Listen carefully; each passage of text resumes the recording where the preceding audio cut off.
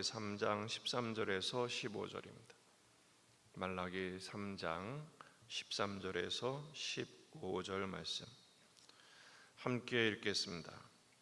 여호와가 이르노라, 너희가 완악한 말로 나를 대적하고도 이르기를 우리가 무슨 말로 주를 대적하였나이까 하는도다. 이는 너희가 말하기를 하나님을 섬기는 것이 헛되니 만군의 여호와 앞에서 그 명령을 지키며 슬프게 행하는 것이 무엇이 유익하리요? 지금 우리는 교만한 자가 복되다 하며 악을 행하는 자가 번성하며 하나님을 시험하는 자가 화를 면한다 하노라 함이라. 아멘. 본문에 계시된 주님은 어떤 분이십니까? 믿음과 사랑의 고백으로 영광을 돌리기를 원하십니다. 말라기에 6가지 논쟁이 있는데 마지막 논쟁이 시작되고 있습니다. 13절 여호와가 이르노라, 너희가 완악한 말로 나를 대적하고도 이르기를 우리가 무슨 말로 주를 대적하였나이까 하는도다. 이스라엘이 완악한 말, 하나님을 대적하는 말로 함부로 말을 했습니다. 하나님이 완악한 말로 나를 대적했다. 그러니까 그들이 또 저항하죠. 우리가 무슨 말로 주를 대적했습니까? 부정합니다. 그 14절, 15절이 그들이 하나님을 대적하는 막말 잔치를 벌이는 내용들로 채워져 있습니다.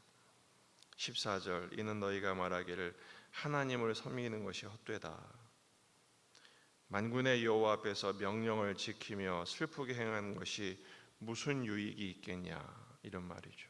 아무 유익이 없다.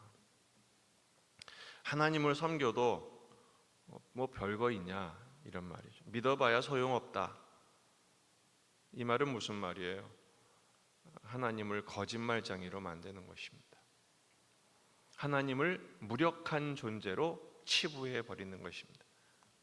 그들은 실제 아무 헌신도 하지 않으면서 하나님께 즉각적인 이익과 그리고 현실적인 축복만 기대했는데 그게 없어 보이니까 이렇게 함부로 말하는 것이죠. 그들은 하나님을 세속적인 탐욕을 위한 수단, 자기 목적을 얻기 위한 도구로만 생각한 것입니다. 믿음이 아니죠. 이것은 신앙생활을 마치 자기 탐욕을 위한 우상 숭배처럼 그렇게 만들어버린 것입니다. 뿐만 아니라 15절을 보면 지금 우리는 교만한 자가 복되다 하며 악을 행하는 자가 번성하며 하나님을 시험하는 자가 화를 면한다. 이게 말이 됩니까? 교만한 자가 복되다? 악을 행하는 자가 오히려 번성하고 하나님을 시험해도 어떤 심판도 받지 않는다. 사실 이게 요즘 벌어지는 현상이죠. 당시뿐 아니라 이 시대도 불의하고 교만하고 악을 행하는 자들이 잘 먹고 잘 살고 떵떵거리는 세상이 돼버렸으니까요. 그걸 보니까 지금 화가 난 거예요. 하나님은 말씀에 순종하는 자에게 복을 주시고 불순종하는 자는 복을 거두시는 저주하시는 하나님이신데 지금 상황을 보니까 오히려 교만한 사람들은 더 힘을 쓰고 순종하는 사람들은 오히려 시험을 당하고 그리고 뺏기고 등을 치고 이런 상황 속에 있으니까 지금 하나님 앞에 화가 난 것입니다. 여러분, 하나님은 우리에게 기복주의를 가르치신 적이 없어요. 하나님은 복을 주시는 분이지만 복이 목적이 아니라 복된 존재를 만드는 것이 목적입니다. 그래서 하나님의 복락을 누리는 하나님과 사랑하는 관계의 존재, 성숙한 믿음으로 세워나가는 것이 하나님의 뜻입니다. 근데 우리는 자꾸 이 땅에서 잘 먹고 잘 살고 내 문제 해결하고 내가 원하는 것 이루는 것만 신앙의 본질인 것처럼 오해하는 것이죠. 하나님은 힘이 없으신 것이 아닙니다. 기다리시는 거예요. 죄가 가득 찰 때까지 기다리시는 거예요. 마침내 심판하시게 되면 아무도 그 모든 죄인들은 하나님의 심판에서 예외일 수 없는 것입니다. 눈에 보이는 현상 때문에 오늘 말씀의 교훈이 이거예요. 함부로 하나님께 대하여 말하지 말라라는 것입니다.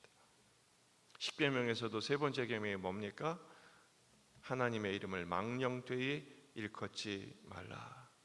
신명기 5장 11절을 보면 여호와는 나 여호와는 내 이름을 망령되이 일컫는 자를 죄 없는 줄로 인정하지 아니하리라.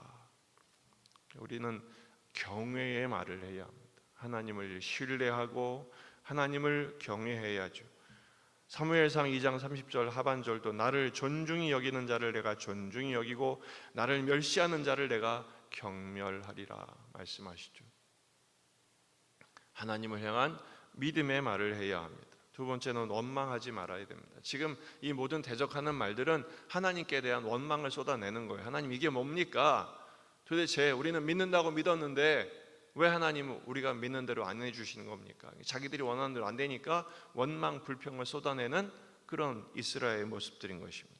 근데 여러분, 하나님께서 이 원망에 대하여 반드시 갚으십니다. 민수기 14장 27절 나를 원망하는 이 악한 회중에게 내가 어느 때까지 참으랴. 이스라엘 자손이 나를 향하여 원망하는 바 그 원망하는 말을 내가 들었노라. 그들에게 이르기를 여호와의 말씀에 내 삶을 두고 맹세하노라. 너희 말이 내 귀에 들린 대로 내가 너희에게 행하리. 원망하는 대로 행한다는 거죠. 결국 믿음의 고백대로 한 12명의 정탐꾼 중에 여호수아와 갈렙 2명만 빼놓고 원망하는 말을 했던 10명과 그때 같이 동조했던 모든 백성들, 그 출애굽 1세대 전부 다 광야에서 죽여버리시죠. 그 말이 참 무서운 것입니다. 잠언서 18장 21절 죽고 사는 것이 혀의 힘에 달렸나니 혀를 쓰기 좋아하는 자는 혀의 열매를 먹으리라. 입술을 조심해야 합니다. 우리는 하나님께 대하여는 감사와 찬양과 신뢰의 고백을 해요. 주님, 주님을 믿습니다. 주님을 사랑합니다. 주님 감사합니다. 과거에 대해 감사하고 오늘에 감사하고 미래에 베푸실 더 큰 복을 더 소망하고 믿음으로 고백하는 것이죠. 그리고 우리 안에 부정적인 말들을 퇴치해야 합니다. 퇴출해야 해요. 부정적인 말들, 불신앙의 말들, 원망과 불평의 말들을 제거해야 하죠. 그렇게 믿음과 사랑과 감사와 찬양을 채우는 사람은 다른 사람을 향해서도 위로하고 격려하고 축복하는 말을 해요. 하나님께 원망과 불평이 가득한 사람은 다른 사람에게 대해서도 저주의 말, 악담의 말을 퍼붓게 마련이지요. 부정적인 말들은 자신에게 도로 돌아옵니다. 오늘 우리의 그 언어 습관을 한번 점검하는 시간이 되면 좋겠어요. 오늘 하루를 감사와 찬양과 믿음의 말로 채우는 날이 되시기를 축복합니다. 우리에게 부정적인 말, 헛된 말, 원망하고 불평하고 다른 사람을 자꾸 욕하고 비난하고 정죄하는 말들은 완전히 꽁꽁 잠가놓고 우리의 입술의 열매를 거룩하고 고급한 존귀한 입술의 열매를 맺는 복된 날이 되시기를 주의 이름으로 축원합니다. 기도하시겠습니다. 말씀을 붙들고 우리 자신과 가정과 교회와 지역의 복음화, 민족의 복음화, 세계 복음화를 위해서 환우들, 군에 있는 아들들, 수험생들을 위해서 여러분 가져온 기도 제목을 가지고 간절히 기도하시겠습니다. 다 같이 기도합니다.